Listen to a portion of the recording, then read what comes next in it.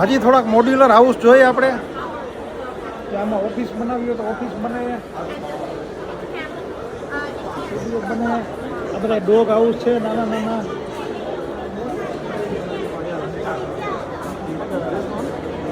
Sample office જેવું બનાવવું હોય તો એ બને. મોડ્યુલર કિચન,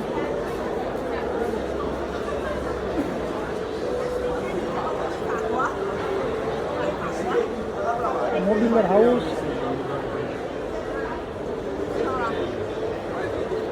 આ બાજુ છે આખો વિભાગ. હવે તમને દૂર દૂરથી બતાવી દઉં, આપણે અંદરથી તો જોઈ જ લીધું.